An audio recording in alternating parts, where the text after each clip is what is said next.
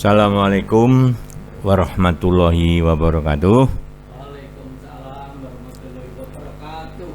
Salam sejahtera bagi kita semua.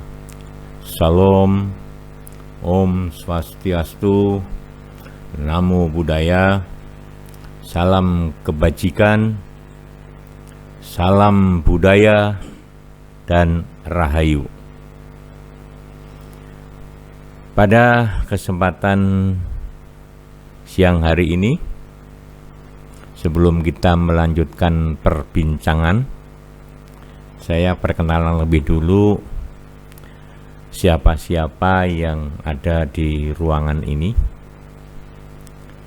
Yang pertama, saya sendiri, Pak Sumaryadi, dosen pada Prodi Tari FPSP UNY, yang kali ini sebagai host dari Dialog Budaya ini. Yang kedua, Bapak Dr. AM Susilo Pratoko MSI. Beliau ini dosen pada Prodi Musik di FPSP UNY, dan siang hari ini beliau selaku narasumber.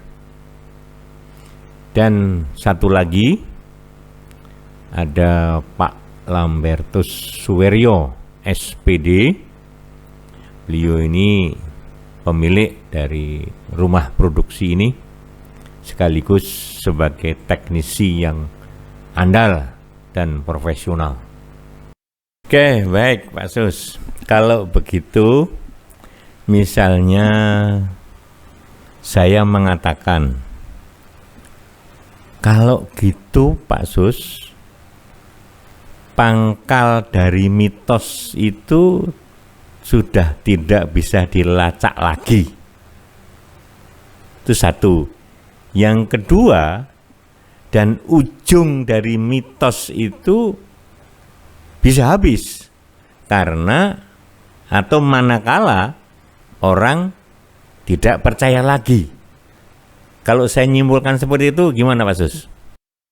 Tepat sekali Pak Maryadi. Jadi mitos-mitos yang ringan aja. Jadi kamu jangan duduk di bawah pintu, di tengah pintu, karena nanti rezekimu nggak lancar. Itu kan. Ada lagi, kalau perempuan jangan nyapu malam setelah maghrib, nanti suamimu berewokan, ya gitu. Kan itu ya. Nah itu kan sekarang juga prek gitu kan. Kalau dulu mungkin kalau nyapu nanti malah telusupen dan seterusnya gitu kan, karena lampunya sentir gitu kan, jadi teplok itu minyak. Nah sekarang ini kayak rumahnya Pak Lambertus, ada keramik putih ya kan, lampunya terang lah kan, nyapu ya nggak masalah jam 7 malam gitu. Anak sekarang wah prek, nggak mungkin kok terus ada genderuwo kalau nyapu itu kan, nggak ada gitu kan. Nah betul Pak Maryadi. Jadi ketika orang sudah semakin rasionalisasi orang itu semakin berkembang, kemudian ini ada hubungannya, apa hubungannya gitu kan. Ya seperti kalau zaman dulu, kalau gerhana matahari orang kan bawa kentongan, lari-lari bawa kentongan, tok tok tok tok, luk, ayo, wah itu RT-nya kepala kampungnya, ayo bunyikan, semuanya, ayo toklak, semuanya. Kalau orang hamil harus ngumpet di bawah meja. Nah itu kan sekarang hilang. Oh itu gerhana peristiwa alam yang bisa dijelaskan secara geografis. Ngapain saya mukulin kentongan gitu kan? Kentongannya pun nggak ada sekarang. Kecuali di rumah saya banyak kentongan karena tukang buat angklung. Oke, makin menarik ini perbincangan ini Pak Sus. Nah, kemudian saya ingin mengajak kita semua untuk melihat kenyataan ya. Kenyataan di masyarakat itu menunjukkan bahwa keberadaan mitos itu merupakan bagian yang tak terpisahkan dari kehidupan tradisi masyarakat. Tidak terpisahkan. Jadi menjadi bagian dari kehidupan mereka. Ya kayak kalau Pak Lambertus ini merokok itu kan bagian dari hidup. Jadi kalau nggak merokok itu ya rasanya hidupnya belum lengkap gitu kan. Nah ini juga begitu. Masyarakat punya mitos. Mitos itu bagian dari kehidupan mereka. Sehingga mitos itu adalah sesuatu bagi mereka. Itu Pak Sus.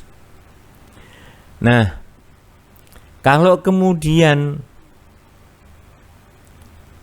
mitos itu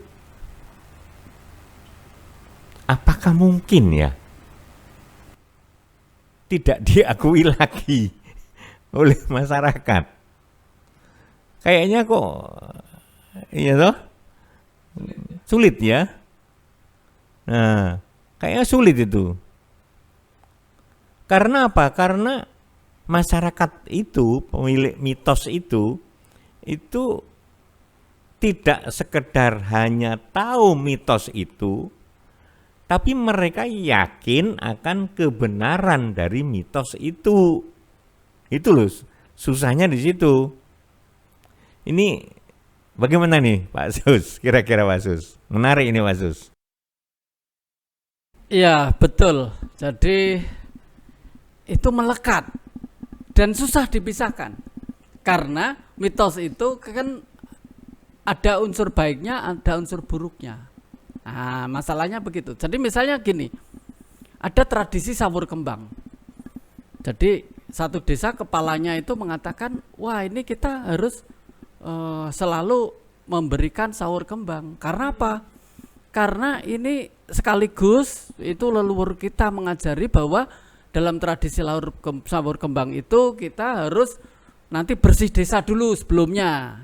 Korve, ya kita bersih semua kampungnya, bersihkan keliling gitu. Setelah itu kita adakan ritual bersama untuk di salah satu pohon misalnya tradisi sawur kembang itu. Nah, ini kan cerita-cerita tetapi membangun yang positif.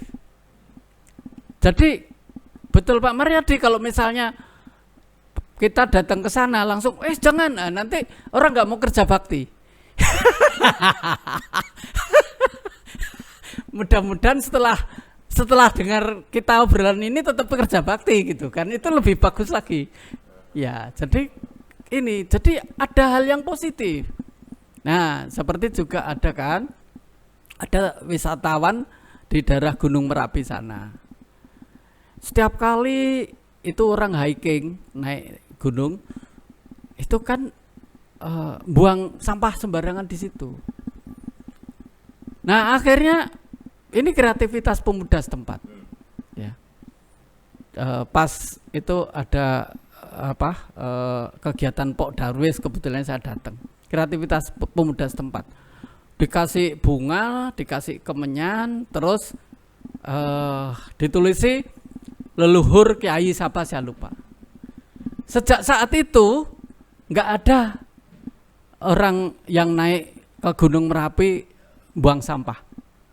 Karena tiap 2 minggu sekali mereka itu pemuda di sekitar desa itu membuangi sampah, bersih-bersih.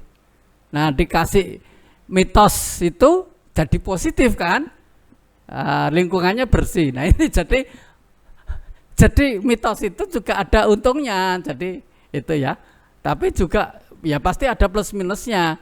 Ya kalau jujur dikatakan itu membodohi masyarakat, tapi kan membodohi yang bagus. Karena terus bersih lingkungannya. Ya tadi yang di sawur kembang juga terus desanya bagus ya, orangnya kompak kan gitu. Nah ini kan mitos itu untuk mengatur masyarakat memang. Oke, jadi masyarakat dibuat bodoh tetapi bagus. Nah, kalau mau kan itu nggak bodoh. Oke, yang terakhir Pak Sus. Terakhir. Kalau misalnya ada upaya-upaya untuk agar mitos ini kemudian stop, gitu ya, misalnya ya stop, karena mitos itu gini, maka harus stop. Nah, saya khawatir nanti kita akan berhadapan dengan pemerintah loh. Karena apa? Karena pemerintah itu menangkap mitos itu untuk kemudian dikemas menjadi objek wisata budaya. Gimana menurut Pak Sus? Monggo Pak Sus. Ya, ya betul, itulah mitos yang positif ya. Ada juga waktu hal yang sama saya hadir itu ada tempat Poh Pitu itu juga gitu. Kami membuat cerita tentang bagaimana gadis tompel itu diolok-olok oleh orang desa, kemudian dia raup di sendang itu, terus dia menjadi cantik. Ya. Kemudian itu dibuat drama tari. Kemudian daerah itu banyak wisatawan. Terus batik berkembang, kuliner di situ berkembang. Yang tadinya cuma ada sendang nggak karu-karuan. Nah ini, jadi betul. Jadi ya jangan dibuang juga. Tapi jangan kemudian bagaimana kalau kita khawatir itu ada yang semedi. Ada yang semedi ya. Nah itu, nah iya, nah itu tadi ya kita harus hidup rasional lah. Jadi kalau memang di situ tidak ada misalnya gendruwo, ada banaspati dan seterusnya, ya nggak usah kita hubungkan dengan itu ya. Nambah sedikit Pak Mariadi ya. Itu tadi mitos-mitos yang dikemas dalam cerita-cerita kuno. Ada mitos yang sekarang ini kalimatnya sedikit, sebetulnya tagline dan seterusnya itu juga termasuk mitos. Jadi misalnya ya, kalau saya menemukan masak itu telur ceplok kebyur. Ya, telur ceplok tapi bukan di dadar, beda dan rasanya beda sekali. Tetap seperti rasa ceplok, kan ada putih kuning kan beda, kalau dicampur beda. Ceplok kebyur ya dicampuri bawang merah, terus cabai, campuri tomat sedikit. Nah, misalnya saya mendirikan rumah makan, saya membuat tagline, orang kreatif makan telur ceplok kebyur. Nah, nanti saya pasti kebanjiran para seniman, karena seniman itu kan senang kreatif. Oh iya, aku kreatif nih. Wah, orang kreatif harus makan ceplok keblur gitu ta. Ah, ini juga mitos sekarang itu pendek karena nggak sempat lagi di media sosial. Masuk nyeritakan 30 halaman kan nggak sempat lagi ya toh. Kuda Troya, kemudian Dewi Hermes dan seterusnya. Kan nggak mungkin lagi, ya sudah sekarang pendek, tapi tetap fungsinya sama antara mitos kuno dan mitos yang baru. Misalnya contoh lagi ya, memakai bedak menjadi putih. Nah ini kalau mitos yang pendek itu masuk di dalam sistem kognisi orang, jebret, laris bedaknya ya toh. Ya, jadi misalnya saya ini kulitnya sawo matang. Ya, saya pakai bedak itu setahun ya tetap sawo matang kan.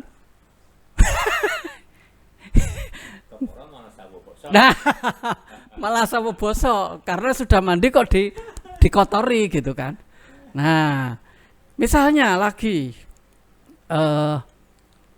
titik-titik adalah permen keberuntungan. Nah, ada itu di Jepang laris itu. Tapi saya nggak mau nyebut merek ya. Ya. Titik-titik inilah sampo yang alami. Lah kalau ya ini alami nih, natural nih. Ayo kita ke sini. Loh kalau alami misalnya lidah buaya ya sudah. Di depan rumah saya ada lidah buaya dipotong kayak plastik. 3 hari bau kan gitu. Apa ya kayak gitu alami gitu kan? Ya kalau sudah di botol kan mesti diawetkan. Enggak awet kan bisa tahunan mosok alami. Nah ini loh jadi gitu. Tapi ini kan plus minus lagi. Ada yang diuntungkan, ada yang jadi yang penting adalah bagaimana kita menganalisis mitos itu secara bijak. Ketika ini positif, enggak apa-apa, udahlah. Tetapi ketika ini merugikan, ya enggak usah lah gitu kan. Ya, jadi misalnya tempat saya itu sampai banyak orang takut lewat.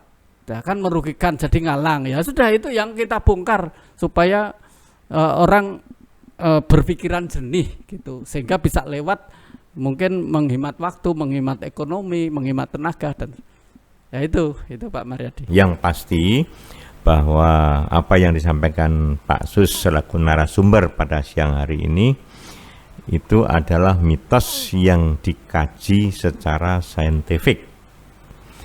Khususnya Pak Sus tadi menyebut filsafat antropologi.